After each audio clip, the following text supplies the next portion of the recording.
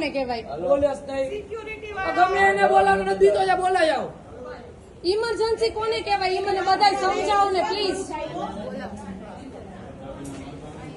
File એની પાસે આવી ગઈ છે, ફાઇલ એમની પાસે હે. હવે શું કરવાનું? ઇમરજન્સી માટે 10 કલાક રાહ જોવાની? ઇમરજન્સી કોને કહેવાય? ડાયરેક્ટ સીધું એમ કે 14 કર્યું એટલે શું?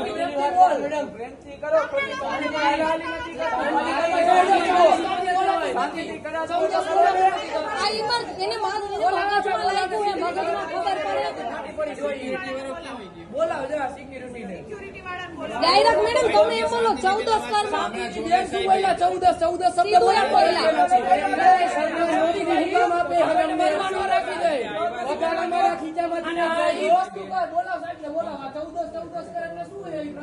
એમ નહીં. ઇમરજન્સી કોને કહેવાય તમે સમજાવો. ઇમરજન્સી કોને કહેવાય? ઇમરજન્સી કોને કહેવાય? તમે કોક જવાબ દો, જેને ખબર હોય જવાબ દો.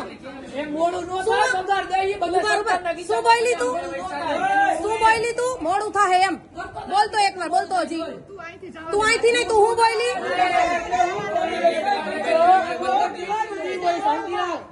મોડું થાય એમ કે હે, એમ કે મોડું. ના ના, એમ કે મોડું થાય.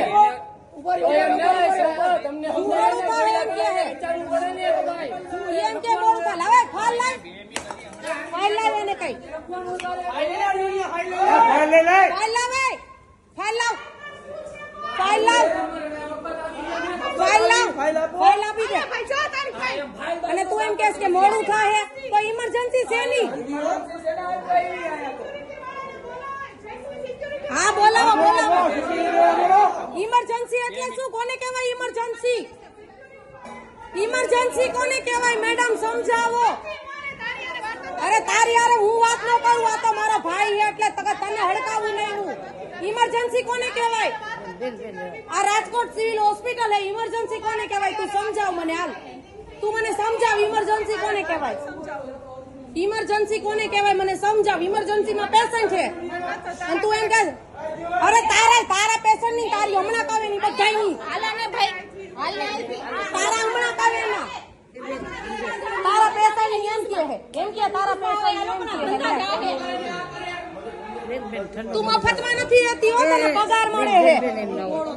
ઇમરજન્સી કોને કહેવાય? કોણ હેડ કોણ હે? સમજાવો. ઇમરજન્સી કોને કહેવાય? કોને ઇમરજન્સી કહેવાય?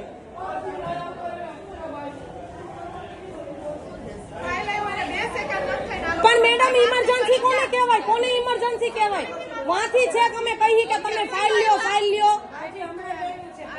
એના હાથમાં ફાઇલ હતી હો, એના હાથમાં ફાઇલ હતી. ઇમરજન્સી કોને કહેવાય? મગજમાં લાગ્યું હે. ઇમરજન્સી કોને કહેવાય? અને પાછી એમ કે 14 કઈમાં ને તારા પેશન્ટ ની. અરે તારી હમણાં કવી, તારી હમણાં કવી, તારી નોકરી નો જવાબ તો તું કહી છે. આ તું જો, તું જોઈ લે, તું જોઈ લે,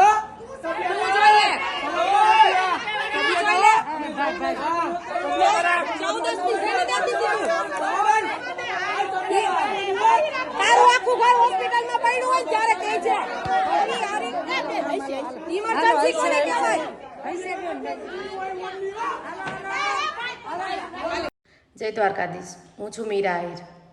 આજનો એક અનુભવ તમને જણાવવો છે, તેમજ આ વસ્તુનો જવાબ પણ જોઈએ છે. કારણ કે આ જવાબ છે ને એ સામાન્ય માણસ સાથે જોડાયેલો છે.